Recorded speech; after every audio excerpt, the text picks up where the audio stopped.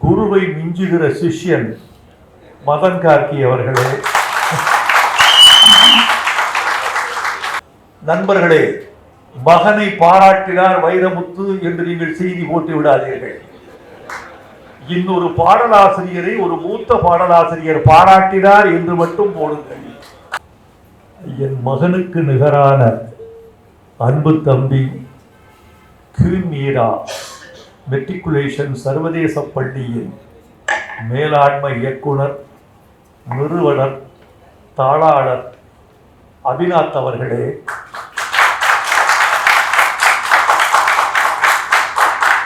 இந்த இனிய விருதுக்கு மூலப்பொருளாக திகழும் என் அருமை நண்பர், இசையமைப்பாளர், கலை மாமணி அனில் சீனிவாசன் அவர்களே,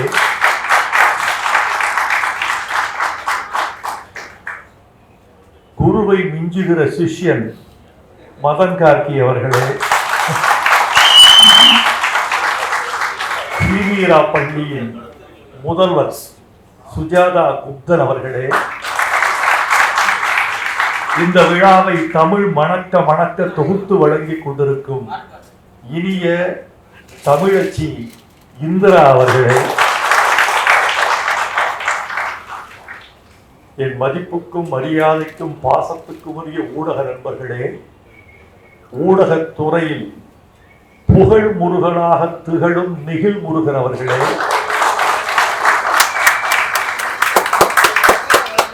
அருமை நண்பர் வையாபுரி அவர்களே, உங்கள் அனைவருக்கும் எனது அன்பான வணக்கத்தை தெரிவித்துக் கொள்கிறேன். ஆங்கில புத்தாண்டு வாழ்த்துக்களையும் உங்களுக்கு உரித்தாக்குகிறேன். நண்பர்களே, நான் மிகவும் பெருமையோடும் பெருமிதத்தோடும் நின்று கொண்டிருக்கிறேன். பெருமைக்கு காரணம், வைகை நதிக்கரையில் ஒரு பள்ளி, குவீன் மீரா மெட்ரிகுலேஷன் சர்வதேச பள்ளி, ஒரு உலக சிந்தனையை சிந்தித்து அதை உலகத்தின் உச்சத்திற்கு தமிழை கொண்டு சேர்த்திருக்கிறது அபிநாத்தின் மூலமாக என்ற பெருமை. அதற்கு காரணங்களாக என் நண்பரும் என் மைந்தனும் திகழ்கிறார்கள் என்பது எனக்கு பெரிய பெருமை. மிக எளிமையான காரியம் அல்ல இவர்கள் நிகழ்த்தி இருப்பது. தமிழை தமிழாகவே உலக அரங்கில் ஐநாவின் துணை அமைப்புகளுள் ஒன்றான யுனிசெஃப் நிறுவனத்தின் வாயிலாக வேர்ல்டு ஸ்டூடெண்ட் ஆந்தம், உலக மாணவர் கீதம், இது உள்ளூர் மாணவர் கீதம் அல்ல, உலக மாணவர் கீதம் என்ற முத்திரையோடு இந்த பாடல் சர்வதேச அளவில் புகழ் பெற்று ஒலிக்கவிருக்கிறது என்பது எளிமையான காரியம் அல்ல. எனக்கு தெரியும், இந்த போட்டி மிகுந்த உலகத்தில் எவையெல்லாம் தடையாக இருக்கும் என்பதை நான் அறிவேன். அந்த தடைகளை எல்லாம் தாண்டி தமிழை உலகத்தின் உச்சிக்கு கொண்டு சென்றிருக்கிற இந்த பெருமக்களை நான் பாராட்டுகிறேன். இதில் நான் அடைகிற பெருமையெல்லாம் ஒன்றுதான், வைகை நதிக்கரையிலிருந்து தமிழை உலகத்தின் நதிக்கரைகளுக்கு கொண்டு சென்றிருக்கிறீர்கள். இது எனக்கு பெருமையாக இருக்கிறது. நண்பர்களே, இந்த பாடலை எழுதியவர் மதன் கார்கி என்பதில் நான் தந்தையாக அல்ல, ஒரு தமிழனாக பெருமைப்படுகிறேன்.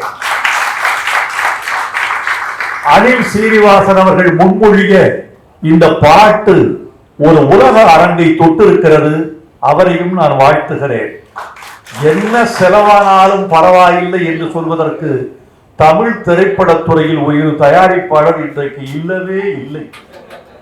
தமிழ் திரைப்படத்தில் கிடைக்காத ஒரு தயாரிப்பாளர் மதுரையில் அபிநாத் என்ற பெயரில் கிடைத்திருக்கிறார். என்ன செலவானாலும் பரவாயில்லை என்று சொல்லக்கூடிய துணிச்சலும் தியாகமும் வேறு யாருக்கும் வராது. அந்த துணிச்சலுக்கும் தியாகத்துக்கும் கிடைத்த மிகப்பெரிய வெற்றிதான் தமிழ் இன்று உலக அரங்கின் உச்சத்தில் நின்று பாடப்படுகிறது என்பது எனக்கு மகிழ்ச்சி. இந்த வரிகளை பார்த்தேன். இந்த வரிகளில் இருக்கிற எளிமை என்பதை விட, இந்த வரிகளில் தமிழ் போலோச்சுகிறது என்பதை விட, இந்த பாடலில் அலங்காரங்கள் அதிகம் இல்லை என்பதை விட, இந்த பாடலில் இருக்கிற சத்தியம், உண்மை, நேர்மை, அதுதான் இந்த பாட்டுக்கு உலக அரங்கத்தின் அங்கீகாரத்தை பெற்று தந்திருக்கிறது என்று நான் நினைக்கிறேன். நண்பர்களே, தம்பி அபிநாத்தை பற்றி சில செய்திகள் சொல்லியாக வேண்டும். அபிநாத் தன்னுடைய வாழ்க்கையை கல்விக்கென்றே அர்ப்பணித்துக் கொண்ட ஒரு கல்வியாளர். அவருடைய நிர்வாக நேர்த்தியை பார்த்து நான் வியந்திருக்கிறேன். நேர மேலாண்மை கண்டு நான் திகைத்திருக்கிறேன். 9:40 வீட்டுக்கு வர முடியுமா என்று கேட்டால் 9:40 வரமாட்டார். 9:39 வருவார். ஆனால் அந்த பகுதிக்கு அவர் 9:15 வந்து நின்று இருப்பார். 2 விதமான நாகரிகம். குறித்த நேரத்திற்கு முன்னே செல்வது அழைத்தவர்களுக்கு அநாகரிகம். குறித்த நேரத்தை கடந்து செல்வது செல்பவர்களுக்கு ஒரு அநாகரிகம். நானெல்லாம் கடைசி 10 மணிக்கு ஒருவர் வருகிறார் என்றால் 9:58 வரைக்கும் நான் ஒரு பணியில் இருக்கிறேன் என்று பொருள். அந்த 9:58 முடித்துவிட்டு 59 அவரை வரவேற்க தயாராவதுதான் இன்றைய கால சூழல். அதனால் 9:30 மணிக்கு அங்கே சென்று இருப்பது ஒரு வகையான வன்முறை என்று நினைப்பேன். அந்த வன்முறையை ஏற்படுத்திவிடக் கூடாது. இவர் என்ன செய்வார்? 9:15 அந்த பகுதிக்கு வந்து விடுவார். வந்துவிட்டு 9:38 கதவை தள்ளி 9:39 காட்சி அளிப்பார். இந்த மேலாண்மையை நான் மேல்நாட்டில் தான் பார்த்திருக்கிறேன். தமிழ்நாட்டில் அப்படி கடைபிடிக்கக்கூடியவர் ஆகினார். அவர் கல்விக்காக தன் உடலை, உழைப்பை, உயிரை, தன் பணத்தை, தன் வாழ்க்கையை அர்ப்பணித்துக் கொண்டிருக்கிற ஒரு இளம் கல்வியாளர். எனக்கு தெரியும், இன்னும் 10 ஆண்டுகளில் தமிழ்நாட்டில் குறிப்பிடத்தக்க கல்வியாளர்களில் ஒருவராக அபிநாத் திகழ்வார் என்ற நம்பிக்கை எனக்கு இருக்கிறது. அந்த நம்பிக்கையை நான் உணர்ந்து சொல்கிறேன். நான் ஜோசியம் சொல்ல மாட்டேன், மிகையாகவும் சொல்ல மாட்டேன். நான் உணர்ந்து சொல்கிறேன். இந்த செய்தி உண்மையாவதை நீங்களே கண்கூடாக நாளை காண்பீர்கள். அனில் சீனிவாசன் ஒரு இசையமைப்பாளர் என்று பல பேர் நினைத்துக் கொண்டிருக்கிறீர்கள். இல்லை, அவர் இசை ஆசான். எத்தனையோ இசை விற்பனர்களுக்கு இசை கற்றுக் கொடுத்துக் கொண்டிருக்கிற ஆசான். அவர் இன்னும் கற்றுக் கொண்டிருக்கிறார், கற்பித்துக் கொண்டிருக்கிறார். ஒரு தேர்ந்த இசையமைப்பாளர். இந்த இரவு தீர்வதற்குள்ளே என்று நான் ஒரு பாட்டு எழுதி கொடுத்தேன். இந்த இரவு தீர்வதற்குள்ளே என்னென்ன நடக்கும் என்பது அந்த பாட்டின் உள்ளடக்கம். முதல் வரியிலேயே என்னை திகைக்க செய்து விட்டார். இந்த இரவு தீர்வதற்குள்ளே என்கிற அந்த ஒரு வரி இசையில் இரவு சொட்டு சொட்டாக நகர்கிற அனுபவத்தை எனக்குள் ஏற்படுத்தி விட்டார். அது சாதாரணம் அல்ல. எம்.எஸ். விஸ்வநாதன் அவர்களை கேட்டேன்.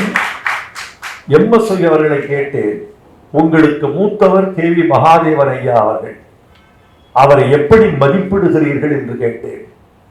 அவர் மாதிரி பொருள் தெரிந்து இசையமைப்பவர்களை நான் பார்த்ததில்லை என்று சொன்னார்.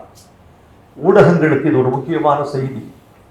பொருள் தெரிந்து தமிழின் பொருளை வாங்கி இசையமைக்கக்கூடியவர் கே.வி. மகாதேவன் அவர்களை போல் யாரையும் பார்த்ததில்லை. ஒரு எடுத்துக்காட்டு சொல்ல முடியுமா? சொன்னார். கவிஞர் கண்ணதாசன் எழுதி கொடுத்திருக்கிறார் ஒரு பாட்டு. கடவுள் மனிதனாக பிறக்க வேண்டும், அவன் காதலித்து வேதனையில் வாட வேண்டும். இந்த பாட்டு. கடவுள் மனிதனாக பிறக்க வேண்டும், அவன் காதலித்து வேதனையில் வாட வேண்டும். இதில் என்ன சிறப்புன்னு கேட்டார். ஐயோ, மாமா என்று அழைக்கப்படுவார் கே.வி. மகாதேவன். மாமா கடவுளை எங்க வச்சாரு தெரியுமா? எப்படி? கடவுள் மனிதனாக பிறக்க வேண்டும். என்ன சொல்றீங்க? கடவுள் உச்சத்தில் இருக்காரு. கடவுள் பிரிச்சார். மனிதனாக பிறப்பதற்கு அவன் தரைக்கு வர வேண்டும். அப்படியே கீழே கொண்டு வந்தார். அந்த உணர்வு, பொருள், அந்த செயல் எல்லாம் தெரிகிற மாதிரி இசையமைக்க வேண்டும். அன்பே எங்கள் பாதை என்பது முதல் வரி. இந்த அன்பே எங்கள் பாதையை ஒரு மேற்கத்திய வல்லிசை போட்டு அன்பே அன்பே எங்கள் பாதை இதுவே ஒரு வன்முறையாகிவிடும்.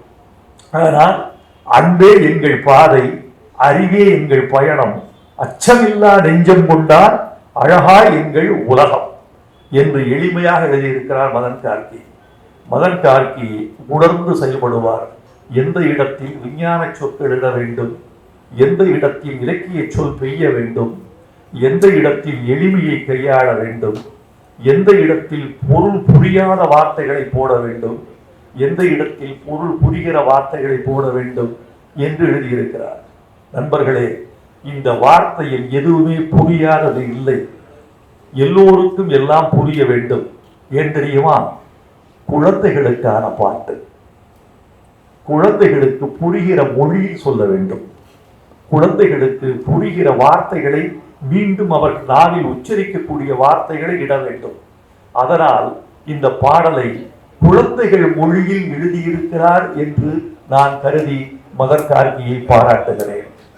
நண்பர்கள், மரஞ்செடி கொடிகள் போலே, பூச்சிகள் பறவைகள் போலே, விலங்கினம் மீனினம் போலே பிறந்தோ பூமியின் மேலே. இதற்கு முக்கியமானது, இயற்கையின் பரிணாம கொள்கை மாறாமல் இந்த 4 வரிகளும் இருக்கின்றன.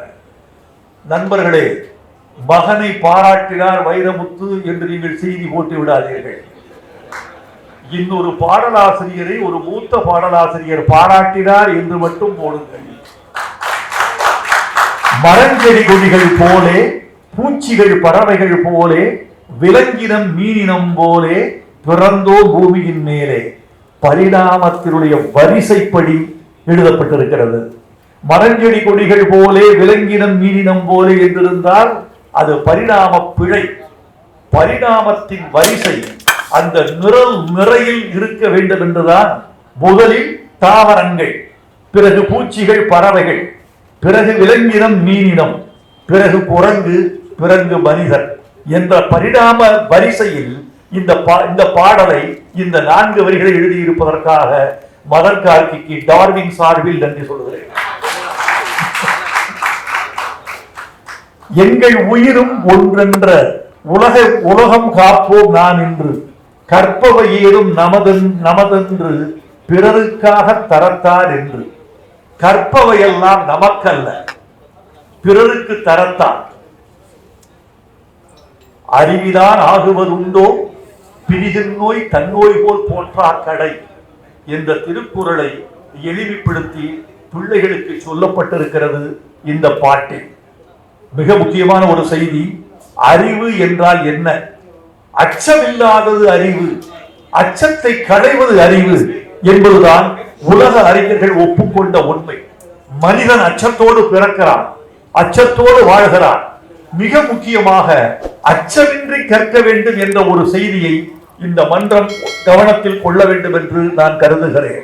காரணம், வகுப்பறை ஒரு அச்சம், பள்ளிக்கு போவது ஒரு அச்சம், ஞாயிற்றுக்கிழமை இரவில் தொடங்கி திங்கட்கிழமை விடிந்தால் பேரச்சம், ஆசிரியரை பார்த்தால் அச்சம், தேர்வை பார்த்தால் அச்சம், தேர்வு தாளை பார்த்தால் அச்சம், தேர்வு முடிவை பார்த்தால் அச்சம்.